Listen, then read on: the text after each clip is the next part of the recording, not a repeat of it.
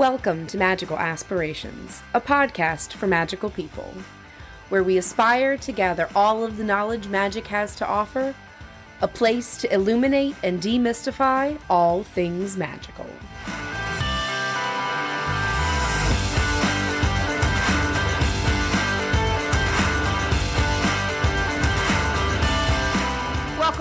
Welcome, my most magical people.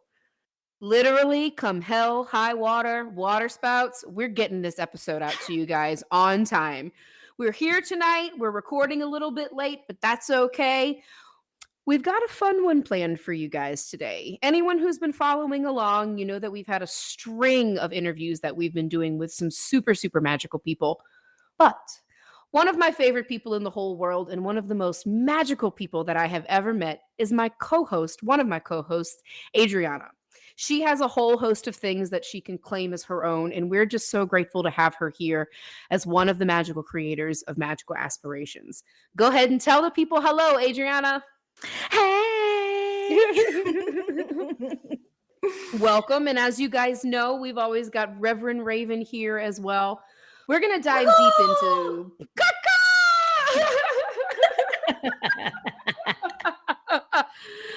Reverend Raven is at the beach this weekend, and she actually saw a raven today on the beach, and that I don't think I have ever seen before.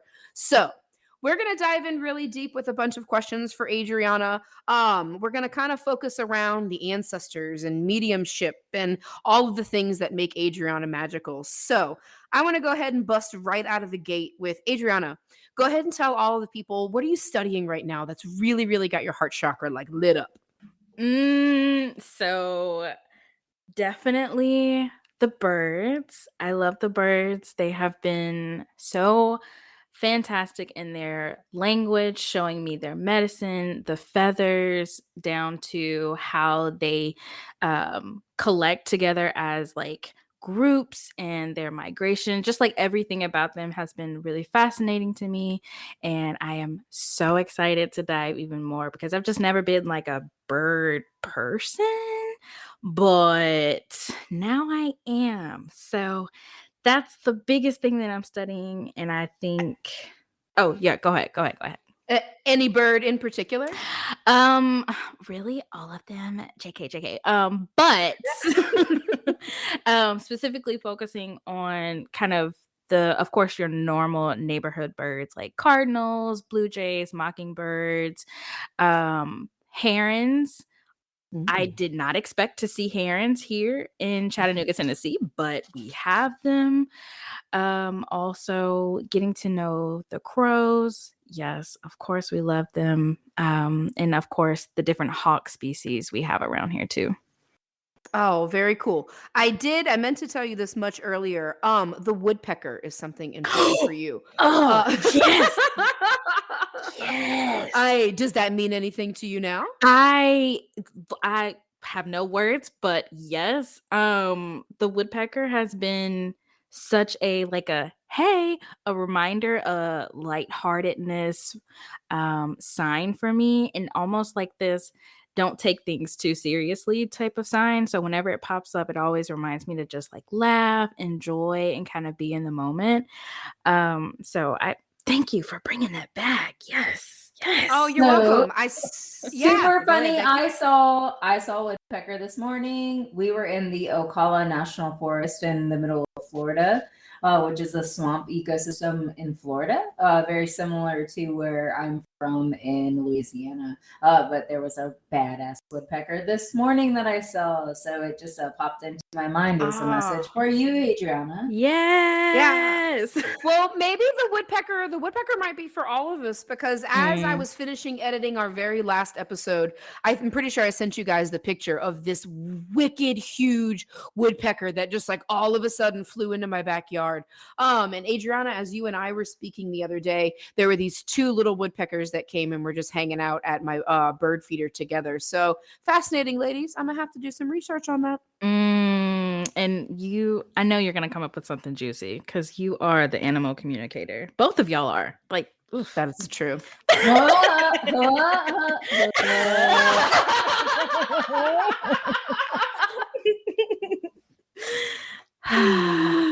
I'm so glad we recorded that. Reverend Ray, Oh, how natural funny. habitat, couple glasses of wine here. Oh, Miss Becky, you got any questions for Adreyauna to jump off on? Oh yeah, I really want to ask this question. This is about the mediumship aspect and your skills and talents there. I really want to know, at what point did you realize that this was a skill that you had and had access to? Good question. Very good question. And I have to give like a disclaimer. Every single time somebody has asked this question, my answer changes because things just start popping up into my memory. But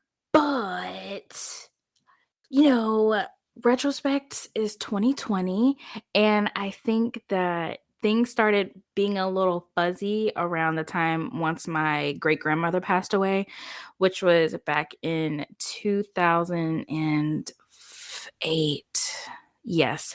So I was young. I was a young little whippersnapper. But then back around like 2016, things started getting really sped up. I was having these like dreams, but then I was also having these really intense feelings of like someone being around me, but like nobody was there. And then I just kept going deeper and deeper and asking more questions, Googling like a mad person. And for a very long time, I thought that maybe it's schizophrenia, and that sent me on a whole nother like black hole of information, but that didn't quite fit. That didn't feel right. And even after talking to a couple professionals, they were like, no, I don't think this is the case. So I started, I came upon one YouTube video that changed the whole game for me. And it was by this woman. Her name is Genesis, and her YouTube channel is The Naked Medium. And she had this one video talking about your dreams. So, what are your dreams trying to tell you? And from there, I was hooked, and I started diving into my mediumship. So that was a long-winded way to say, I guess 2016 for real, for real. How that really triggered something though, real quick. I'm going to cut you off. I'm sorry. But that so many of us have instances when we were young that connect us to the spiritual world, and we kind of dismiss it because we feel like it's like weird or it's bad or it doesn't make sense. And I really feel like a lot of people maybe in the audience can relate to that it's not like invalidated that we have those experiences of connecting to the spirit world when we're young. So how did you work through that? You said that you were kind of concerned about schizophrenia. I had a really similar experience where I was concerned about having some psychiatric disorders whenever I started realizing my spiritual gifts. Yeah, and it's so easy to, because some of the symptoms like just line right up on top of just the whole collective, and especially us millennials having such a higher rise of mental illness, or just being aware of it. So it was really difficult for me to work through. I talked to no one. It was really even hard for me to talk to the therapist I was seeing at that time. And I just felt like, if I had to describe the feeling in my body, it felt like I was carrying like this ton of cement block on my chest, and I was just carrying it around everywhere. So it was not like a fun experience.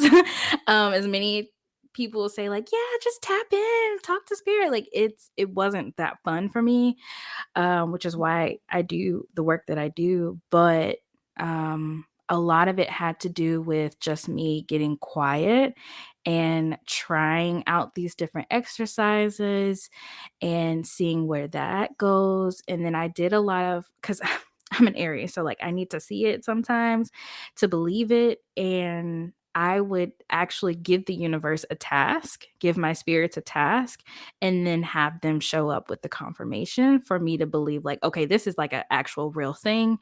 And just like really unexplainable experiences. So for example, I had I had found this blue jay feather, and I took it and I was like, oh, this is so pretty, but I'm just going to give it back to nature. And I placed it on the ground. And I kid you not, 2 days later, 2 days later, I found a blue jay feather in my motherfucking jean pocket. In the pocket. Where did that come from? Where did that come from? What, why, how? I don't know. And so it was like experiences like that that made me realize, like, okay, I'm not schizophrenic. My mental health was improving the more I opened myself up. And so that also was happening alongside me tapping into my gifts. That I really relate to that, very much like Becky was saying, that like when you really start to delve into this world, it can, not only do you feel crazy enough, but we've certainly touched on this before, that sometimes there's just such a stigma that kind of comes along with that. And it's really prevalent, I feel like, for people who are trying to understand the information, that like, especially with, I've done a ton of reading about mediumship, that like you come across people who, for lack of a better term, like they're almost kind of snobby about it. Like it's this like kind of withheld information that like, if you're not born with the gift, you can't hone it. Because I feel some very deep draw to mediumship. And like I've certainly had some instances where, like, obviously that you're connecting with someone. How do you receive your information? Like, is it something that you see? Like, do you just get like these knowings? Like, I'm really fascinated about like what it's like to you, because I know it's different for everybody. Yeah. So for me, it's a mixed bag of things. It is, number one, this emotional experience when mediumship happens. But when spirit shows up, I feel the emotions of what's going on with them. I may also feel the emotions of what's going on with the person they're connected with. And then also I'm such a visual person. So I'll get like pictures and images, and it'll be like a movie is playing in my head. If I had to describe it, that's exactly what it looks like. This fuzzy movie with these images that I have to like draw a connection to. And then also I can just like speak and things will just come out of my mouth about, it may connect. I may say a phrase that was directly connected to your grandfather, or I may just pick up on a name, or sometimes accents have been coming out a lot more. And that's really fascinating. So sometimes I'll pick up on an accent and it'll kind of slide out. So visual, emotional. And then recently, spirit has been so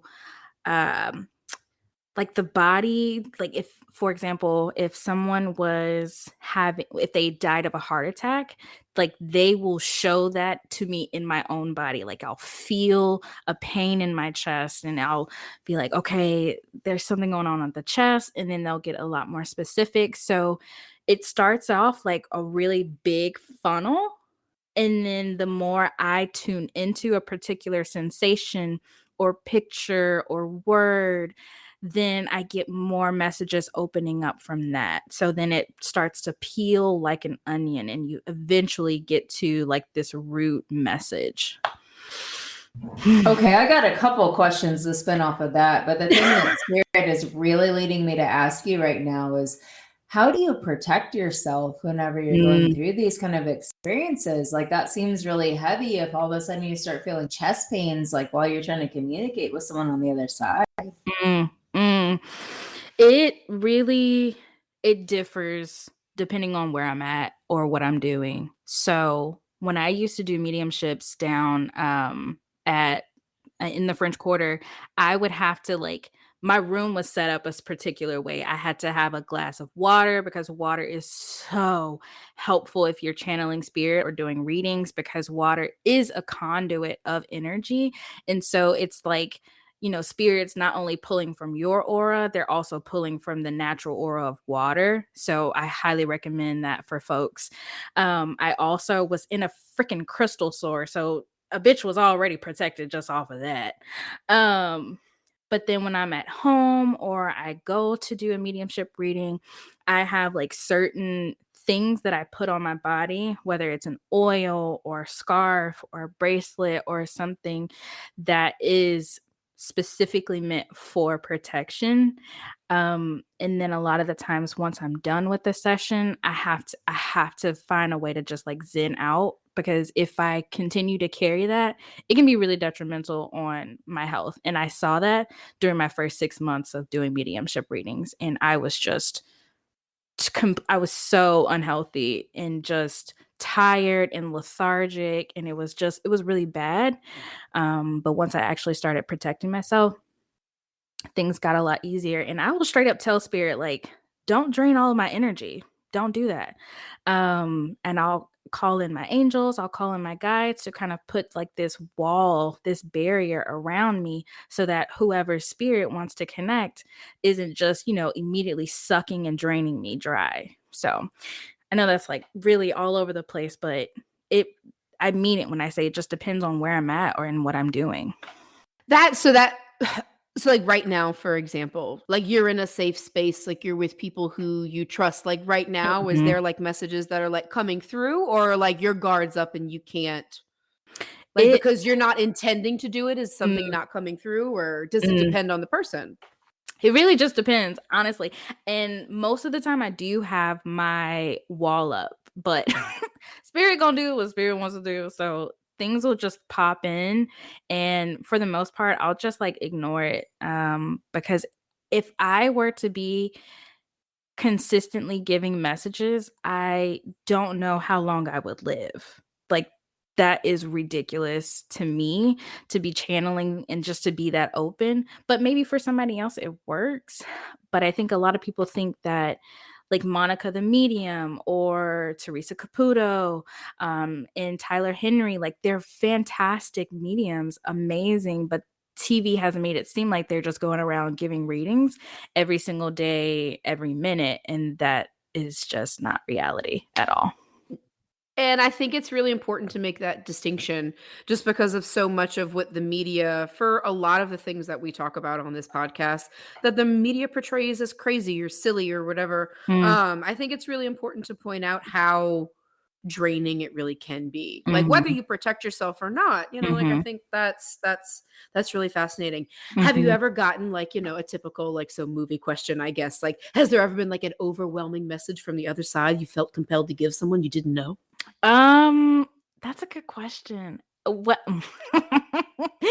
I was about to say no, not really, but then was gently nudged, bitch, stop lying. So yes, this actually happened with my own my own family.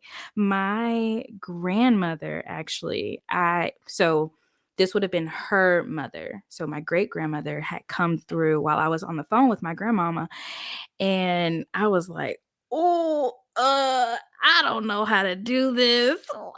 What? Come on, spirit, help me out. But I just had to frame the message that she was saying as a way, like more of a question, like a guiding question for my grandmother. And I was just like, oh yeah, grandmama, like what did Granny Gran like to do? And oh yeah, is she like this? And then just like telling like this kind of story, instead of just explicitly saying like, so you have a female spirit here on the other side. I didn't put it that type of way, because I hadn't broke that barrier with my grandmama yet around me basically talking to spirits. So that was like one of the first experiences. Yeah, so I actually had something kind of similar happen to me maybe a couple hours ago. Like Lisa said, I'm in Florida on vacation with my family, and I have a few members of my family that are really involved in a Christian church. And they all know about the podcast. And I was like, hey, yeah, we're going to go to dinner, but I have to be back so I can record. And they're like, oh, yeah, what are you talking about? So I'm like, yeah, we're going to talk about mediumship and talking to spirits and things like that. And they just kind of like look at me like, well, then we start telling a story about something being like haunted or spooky or whatever. And they were like, okay, you think that's spooky. You're somebody that talks to spirits on the other side. Like, how does that work?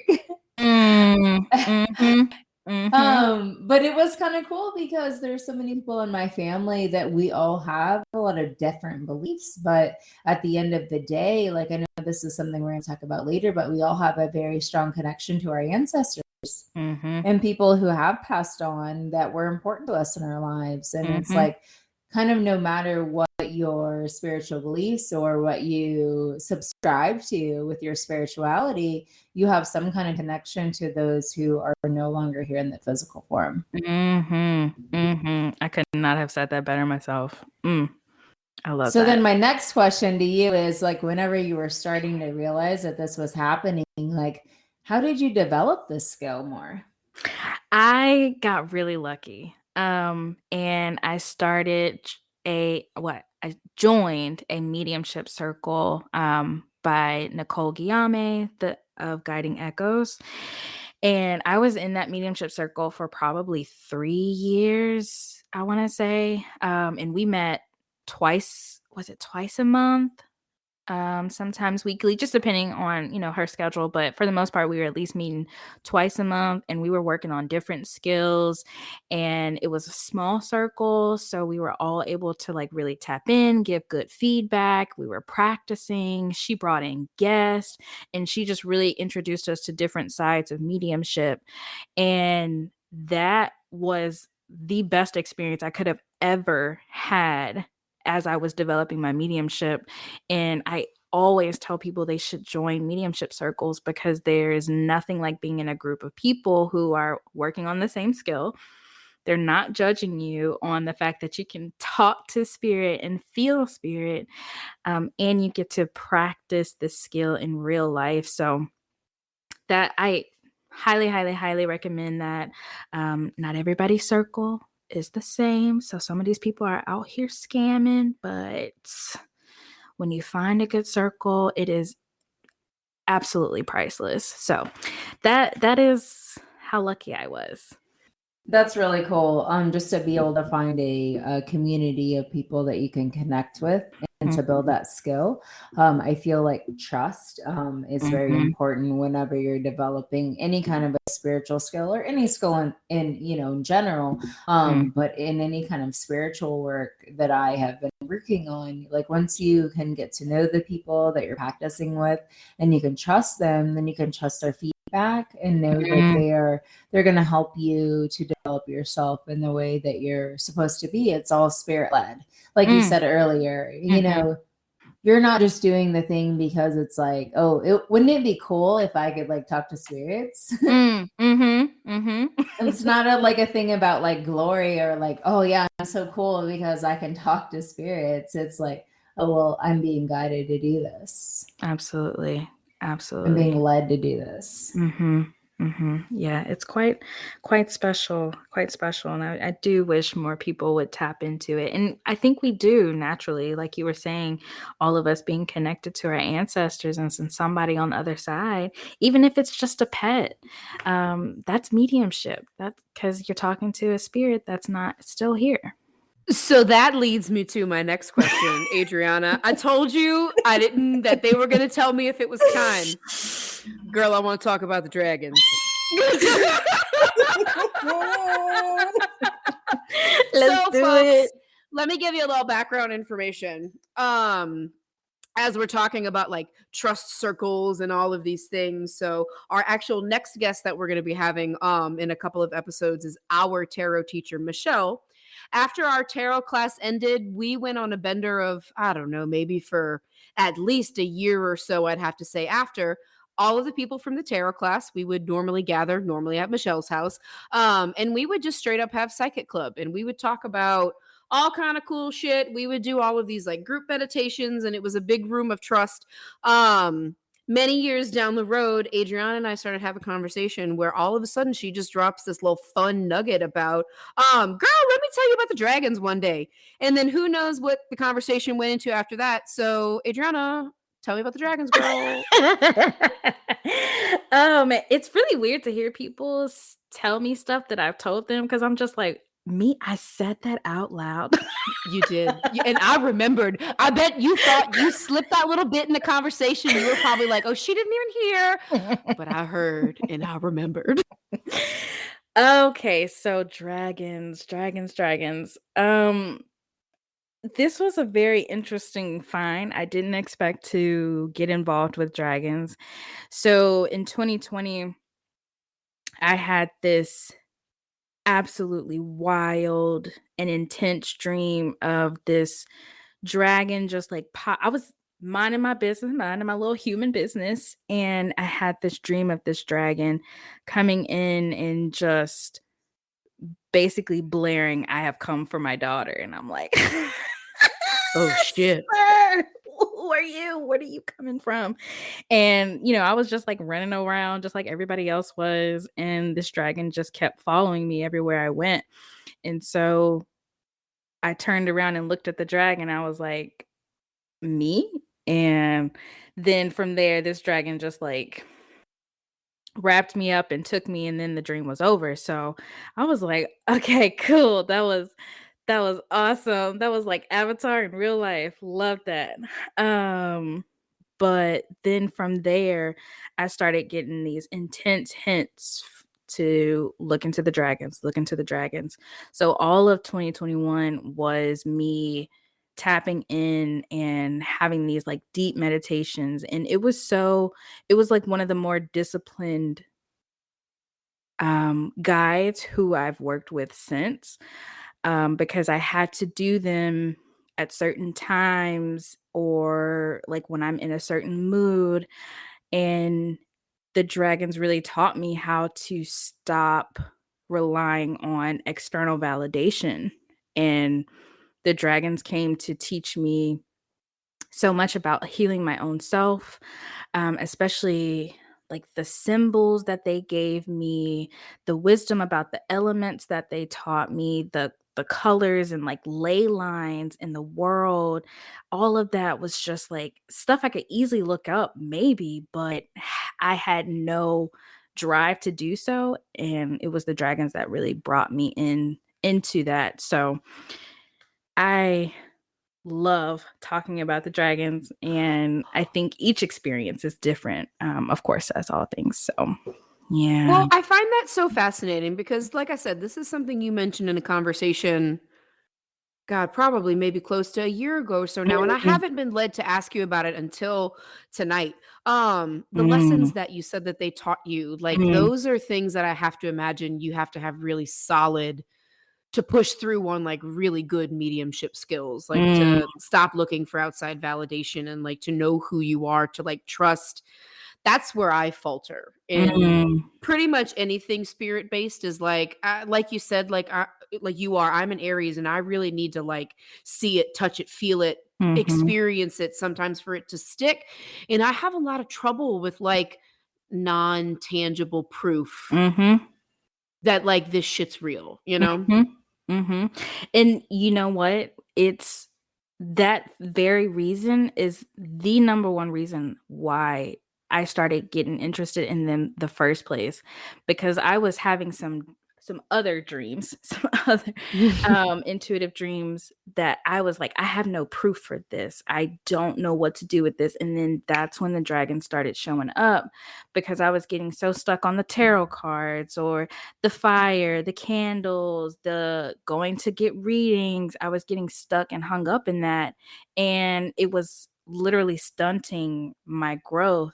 And when the dragons come in and they're like, hey, this is who we are, you get names, you get stories, you get experiences, and you're like, oh shit. And then the information they told me, when I go to look it up, I'm like, bitch, this shit was right. What? How? How? So I challenge everybody for that very reason. If you are stuck on the tangible, challenge yourself to tap into the intangible. Challenge yourself to do something that you can't necessarily touch, hear, smell, and see. Something that just popped up in my mind while you're talking about this is how much of the answers are within us. Like when we are Mm, looking, we're looking externally for clues and answers and things like that. The answers are actually inside. And it takes sometimes something external for us to be like, oh, wait, I knew this answer already. It's like remembering the information. You know, it's like seeing the symbol of the dragon made you remember, oh, I am a dragon. I have this information inside of me. I don't need to have a picture on a card or whatever, because the information is in here. And like we've talked about this before, all of those things are tools for our toolbox. They aren't the answer itself. You know, the cards or the candle or the fire, whatever, those aren't the answers. Those are clues and tools to help us find the answers that we already have within. Absolutely. It is wildly radical for us to dare to tap into that self-knowledge, because it just unlocks so much for us. And I just wish everybody knew that. Wish everybody believed that. Well, that's why we're talking about it, girl.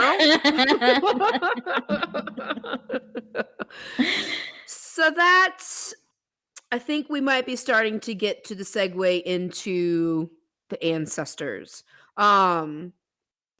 Adriana, you got anything else you want to say? Or Becky, is there anything? I'm sure the mediumship will continue to come up, but is there any other particular points that we wanted to discuss before we kind of shift a little bit? I guess if you're interested in mediumship, just do it. Look it up, research it, and know that mediumship isn't just about connecting with people who have died. You can do mediumship with animals and plants. And I think that nature is already a natural natural teacher.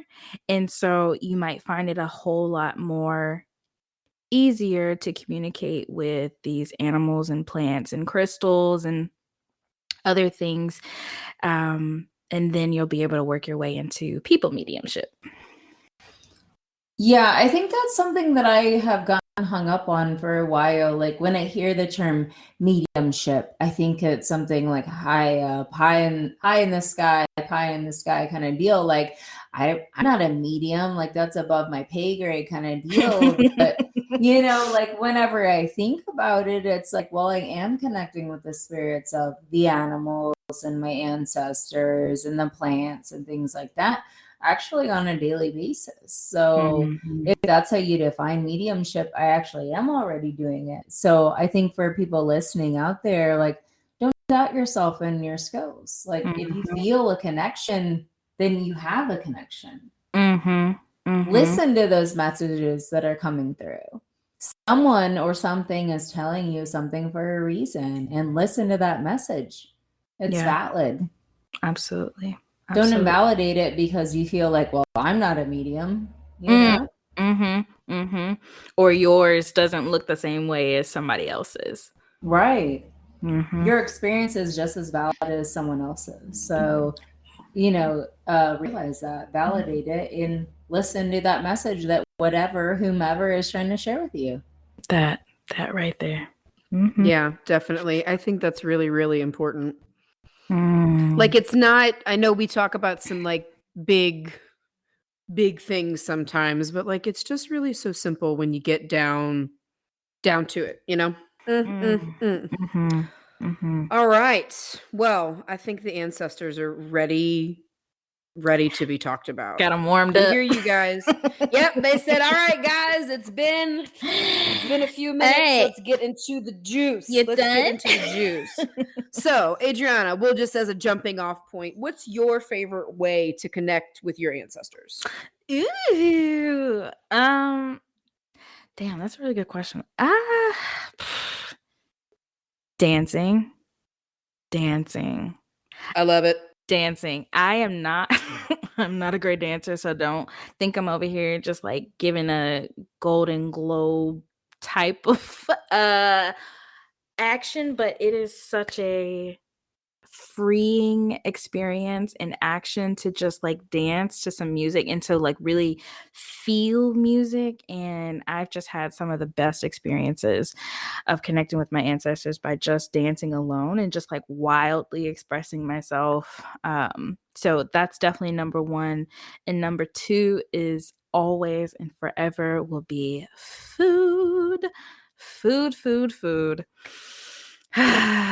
See how I even said that, food. So, not very surprisingly, when you get three old friends who just so happen to be super witchy together and we start talking about the ancestors, the conversation can get a little lengthy. We decided to split this guy into two rather than editing out some of the really good information that we cover.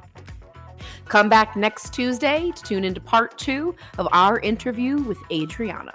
Thank you for listening and stay magical.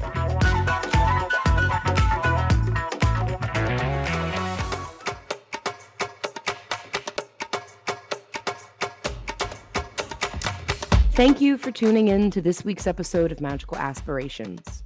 Be sure to like and follow us on Facebook and Instagram at Magical Aspirations to keep up with the latest and the greatest from Annalisa, Adreyauna, and Reverend Raven, and to join in on the Magical Aspirations conversations. Come check out our website, magicalaspirations.com, to find bonuses from our guests, our Magical Aspirations blog, and to reach out to our magical hosts with questions, comments, reviews, or ideas for future episodes. We are so grateful for each and every one of you listening. Thank you again, and as always, stay true to your magic.